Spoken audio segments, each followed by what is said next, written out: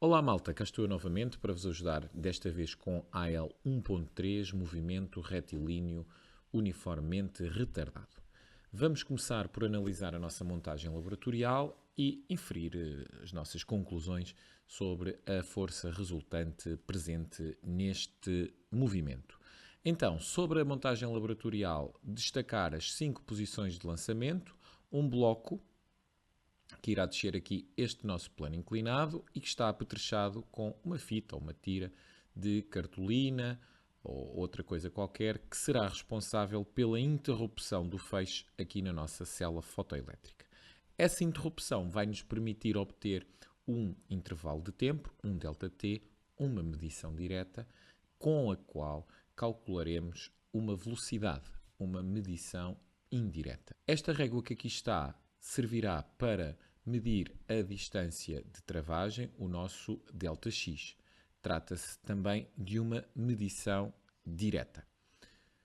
Quanto às incertezas, aqui, como é feita a recolha dos valores de ΔT através da célula fotoelétrica, aparelho digital, a incerteza será uma incerteza absoluta de leitura, tendo como referência a menor divisão da escala. Como utilizamos aqui a nossa régua para fazer a leitura de ΔX, então, tratando-se de um instrumento analógico ou com uma escala analógica, então a incerteza associada será metade da menor divisão da escala. Quer num caso, quer noutro, se trata da incerteza absoluta de leitura. Ora, então o que é que nós vamos agora ver? Vamos ver com mais pormenor. Temos aqui o nosso plano inclinado, temos aqui o nosso plano horizontal e eu vou destacar aqui, então, quais são as forças que estão a ser aplicadas no bloco. Só que, em vez do bloco, eu optei por representá-lo apenas por uma partícula, por um ponto, para reforçar que também aqui posso aplicar o modelo da partícula material, uma vez que o bloco apenas tem um movimento de translação. Então, quais são as forças aplicadas no bloco? A força gravítica, a força de reação normal. Como estas não têm a mesma direção, eu sinto necessidade de decompor a força gravítica em Fg de y e Fg de x. E com esta decomposição, eu encontro aqui uma força resultante diferente de zero, uma vez que o meu Fg de y tem intensidade, mas sentido oposto é Rn, e portanto vai-me sobrar aqui apenas o Fg de x. Ora, por uma questão de coerência, eu já na aula considerei que, uma vez que nós estamos a usar aqui uma única calha, portanto a superfície é sempre igual, a superfície com que o bloco contacta, desde o início do plano até ao fim, eu considerei que também nesta descida do plano existiria uma força de atrito. Ora, isto não quer dizer que o bloco pare logo no plano. Isto quer dizer que a força resultante já não vai ser só Fg de x, mas sim Fg de x menos a força de atrito. No entanto, a força resultante terá, porque Fg de x é maior, terá as propriedades, sentido e direção do vetor Fg de x. Quanto ao plano horizontal, eu vou ver quais são as forças que estão a ser aplicadas no bloco, também aqui representado pelo modelo da partícula material, e vejo que agora aqui tem o caso em que a força gravítica e Rn se anulam por completo, por serem duas forças com a mesma intensidade, mas a mesma direção, mas sentidos opostos. Então, qual é a única força resultante que possa ter aqui existido? É claramente a força de atrito. Pensando então que também nesta situação tenho uma força resultante diferente de zero e que, escrevendo, aplicando a segunda lei a esta situação, obtenho que menos a força de atrito é igual à massa, neste caso do bloco, vezes menos a aceleração. Depois, esta informação será útil para classificar o movimento. Esta é a Adelaide, a ex-aluna de Física e Química A, que se ofereceu para nos mostrar a sua interpretação da AL 1.3. Vá lá, Adelaide. Assim, a força de atrito não é a única força resultante. Para lá com isso, Adelaide. Assim, a vergonha ainda será maior do que as cábulas que tu costumavas usar nos testes. Continuando a analisar a força resultante, o próximo bloco de imagens, sem recorrer a qualquer tipo de publicidade e patrocínios, tem como objetivo sensibilizar-vos para observações muito simples, mas que ajudam muito na interpretação de enunciados que possam ser aparentemente diferentes. Cá temos nós o nosso plano inclinado, o nosso plano horizontal, e eu vou utilizar aqui a ideia de que, se o bloco estivesse no plano horizontal, tal como já disse anteriormente, estas seriam as forças aplicadas. Ora, eu vou utilizar a próxima animação de grande qualidade, sublinho, de grande qualidade, para mostrar que com a inclinação do plano eu vou ter a mudança de direção de reação normal. Porquê? Simplesmente porque o plano está inclinado. Então, como a minha conclusão indica, com a inclinação do plano, o RN deixou de conseguir anular a força gravítica. E então entram em cena as suas componentes, as suas da força gravítica. E entra em cena a ideia de força resultante explicativa do movimento do bloco no plano inclinado. Ora, para que é que eu estou a reforçar esta ideia? Porque eu preciso da física para justificar, explicar, compreender aquilo que está a acontecer. Por exemplo, porque é que o bloco desce o plano? E aqui está a resposta. Por causa de uma força resultante que, se o atrito fosse desprezável, flashback 10º ano, se eu percebesse de edição de vídeo, agora apareciam aqui uns efeitos especiais. Se eu tiver esta como a minha força resultante, está aqui explicado porque é que o bloco desce o plano. Ora, ainda há pouco eu disse que, utilizando uma mesma calha, eu também poderia considerar a força de atrito como presente. Ora, eu posso ainda pensar quem é esta componente da força gravítica. E em que é que eu vou pensar? Vou pensar neste ângulo aqui e neste ângulo aqui e vou definir a minha força gravítica segundo x como Fg, m vezes g, seno de 30 graus. Esta é a componente x da força gravítica. E quem é Fg de y? Fg de y é Fg ou menos Fg, uma vez que está no sentido negativo, vezes o cosseno de 30 graus. O Rn será igual a Fg de y, em módulo, sentidos opostos, e, portanto, Rn será mg cosseno de 30. Isto tudo para dizer o quê? Vamos fazer continhas? Vai sair na AL isto? Não, eu só quero sensibilizar, eu só quero destacar que quanto maior o ângulo, portanto, quanto mais tu inclinasses o plano, maior seria a tua força resultante. E isso significaria que na célula fotoelétrica, esta velocidade aqui, quanto maior for o plano, maior será a velocidade de passagem do bloco na célula fotoelétrica. Para que é que isto serve? Para compreender o movimento. Este ângulo que aparece aqui será igual a este, como eu há pouco tentei dizer, mas mantive em segredo, para aparecer aqui agora o bonequinho. Depois, posso ainda afirmar que a força de atrito, mantendo a coerência do que eu disse anteriormente, posso também indicar aqui a força de atrito e, neste caso, a força resultante já não depende só de Fg, mas será Fg de x menos a força de atrito, tal como eu já tinha dito anteriormente. E agora sim, vamos passar a uma informação muito importante para o nosso trabalho laboratorial, que é, no plano horizontal, quais são as forças aplicadas? Já vimos força gravítica, reação normal e força de atrito. Ou seja, no plano horizontal, a única força que nós podemos atribuir à força resultante das três que estão representadas é a força de atrito. Ou seja, a força resultante no plano horizontal é a força de atrito. E se o plano não estivesse na horizontal? E se a calha estivesse ligeiramente inclinada? Aí surgiria uma componente da força gravítica que iria interferir na ideia de força resultante. Agora, a força resultante já não seria só a força de atrito. E se a calha estivesse inclinada, mas neste caso ligeiramente a subir? Novamente surgiria uma componente da força gravítica que se iria juntar à força de atrito, neste caso, formando a força resultante. O que é que eu quero dizer com isto tudo? Que o movimento tem de ocorrer na horizontal para que a força de atrito seja a única força resultante. Senão, os cálculos que tu possas vir a fazer para determinar a força de atrito não vão incluir apenas a força de atrito, mas sim alguma componente da força gravítica que esteja para ali a atrapalhar, uma vez que a calha não está completamente na horizontal. O Alberto e o Viriato faltavam às aulas e por isso nunca aprenderam que para a velocidade se anular é necessário haver força de atrito. Reparem como eles gritam pela primeira lei, os ingênuos. Vai lá encher a piscina, Alberto.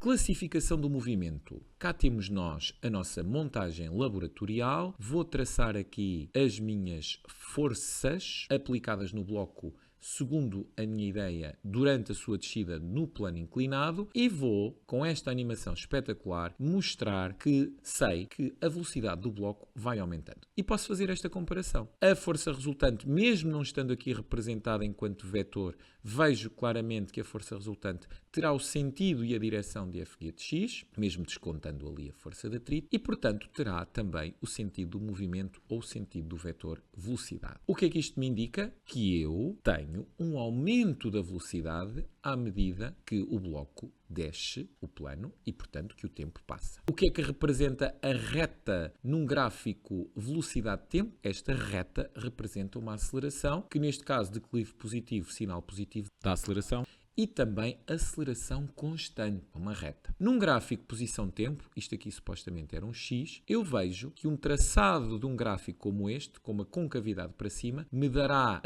a aceleração com um sinal positivo e as retas tangentes ao ponto me dizem que a velocidade ou tem o sinal positivo e está a aumentar. Portanto, dois gráficos perfeitamente de acordo com a situação da descida do bloco no plano. Então, vamos às conclusões. A aceleração é constante, a aceleração e a velocidade têm o mesmo sinal e, portanto, o movimento é retilíneo, uniformemente, aceleração constante, acelerado, aceleração e velocidade com o mesmo sinal, ou velocidade e força resultante com o mesmo sinal. Para a segunda parte do movimento, já no plano horizontal, eu só tenho como força resultante a força de atrito. Então, mais uma animação espetacular, a velocidade foi diminuindo até ser nula. E vamos lá ao gráfico, velocidade a diminuir, cá está ela, a velocidade a diminuir com o tempo, uma reta, um declive negativo, uma aceleração constante e um sinal negativo para a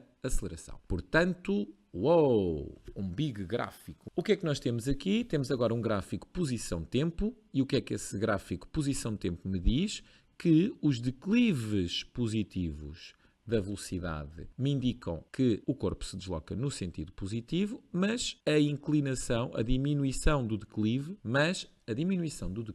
indica-me que a velocidade está a diminuir até ser praticamente nula. A concavidade virada para baixo desta parábolazinha dá-me a informação do sinal da aceleração. Conclusões. A aceleração é constante, a aceleração e a velocidade têm sinais opostos e, portanto, estamos perante um movimento retilíneo uniformemente, aceleração constante, retardado. Aceleração e velocidade com sinais opostos, há uma diminuição da velocidade à medida que o tempo passa. Neste caso, a velocidade vai mesmo ser zero. O bloco vai parar. Se há coisa que não entrava na cabeça do Jaime, era a força de atrito. Penso que o problema ficou resolvido. Reparem como ele, no fim, ficou todo satisfeito por ter percebido. Considerações experimentais. Novamente a nossa montagem. Destaque para o papel da régua na medição da distância de travagem ou ΔX. E sobre a célula fotoelétrica é aqui que nós vamos medir o nosso ΔT. Mas esse nosso ΔT vai ser medido 3 vezes. Vamos fazer 3 medições do nosso ΔT para calcular o nosso ΔT de passagem na célula médio. E será esse ΔT de passagem médio que vai ser utilizado na fórmula da velocidade média. Mas espera lá, não queremos calcular uma velocidade instantânea? Sim, mas como a velocidade é constante, eu posso assumir que a velocidade média e a velocidade instantânea são iguais. Então eu posso utilizar aqui a minha fórmula da velocidade média para calcular a velocidade do bloco à passagem da célula. Este D corresponde à largura da fita e o ΔT de passagem médio, que eu já disse o que é que significava. O comprimento da tira é considerado muito pequeno quando comparado com a distância total percorrida. É porque este intervalo de tempo lido aqui é muito pequeno que eu posso usar esta aproximação, ter esta consequência e realizar este cálculo. Ora, posso fazer aqui um parênteses e dizer, bem, se houve a realização de uma média, se fizermos a média para as nossas leituras de ΔT, então eu já consigo calcular uma incerteza absoluta de observação. Até agora, com uma leitura, a utilização da régua ou da célula fotoelétrica, eu apenas tinha conseguido inferir incerteza absoluta de leitura. A partir do momento em que eu faço uma média com as minhas diferentes medições, eu consigo agora encontrar a incerteza absoluta de observação, que me vai dar para calcular o desvio máximo e, consequentemente, avaliar a precisão dos dados, calculando o desvio percentual. Eu posso destacar com esta figura que a passagem da cartolina na célula fotoelétrica, em vez de acontecer assim, pode acontecer assim. E, então, o que é que vai acontecer? O ΔT, que irá ser lido na célula fotoelétrica, porque está a ser interrompido por uma faixa da cartolina menor, também será menor. Consequência, se este ΔT vier afetado de erro, será menor e, portanto, a minha velocidade será maior. E como eu vou utilizar esta velocidade no cálculo da aceleração, a aceleração também virá afetada de erro por excesso. Ora, finalmente, sobre e exclusivamente na célula fotoelétrica, a posição da célula tem de estar de forma a que o bloco já se encontre com o movimento retilíneo uniformemente retardado. Para quê? Para garantir que a única força que está a ser ali aplicada, a única força resultante é a força de atrito. Portanto, eu não poderia pôr a célula aqui ou onde a calha ainda estivesse um bocadinho inclinada, não por causa exclusivamente do valor de ΔT, mas porque estaria a ler uma velocidade quando o bloco ainda não estava com o movimento retilíneo uniformemente retardado. Quando Jefferson tenta simular a AL 1.3 em casa, conseguimos saber que ele não percebeu para que é que servia a célula fotoelétrica. Estamos quase no fim, vamos analisar o gráfico. Quando nós combinamos a equação das velocidades com a equação das posições, nós obtemos esta expressão. Uma expressão que relaciona aceleração com Δx e velocidade. Portanto, fazendo o sistema, não tem muito que explicar, visa exclusivamente o traçado do gráfico. Podemos destacar que no eixo dos y estão os valores de v0 ao quadrado, calculados a partir dos valores de v0 ou vi, e no eixo do x temos então os valores correspondentes à distância de travagem ou Δx. Pedimos a regressão linear tendo em conta os dados experimentais obtidos e podemos inferir que se prolongássemos esta reta, ela provavelmente iria passar bastante perto da origem, o que viria comprovar a proporcionalidade direta entre v0 ao quadrado e Δx. Quanto ao significado do declive neste gráfico v0 ao quadrado versus Δx, como nós podemos ver na expressão, o declive não nos dá diretamente a aceleração, mas sim o seu dobro. Então, se nós quiséssemos calcular o valor da aceleração, só temos que fazer o cálculo do valor do declive a dividir por 2. Este sinal da aceleração está intimamente relacionado ao facto do movimento retilíneo ser uniformemente retardado, de a força de atrito ser uma força de oposição ao movimento e, portanto, esta aceleração acaba por ter o sinal negativo, o sinal contrário ao sentido do movimento. E pronto, malta, acho que estas são as considerações que possam ser suficientes e úteis para um ótimo desempenho no quer que seja que vocês precisem de saber sobre a AL 1.3. Tchau!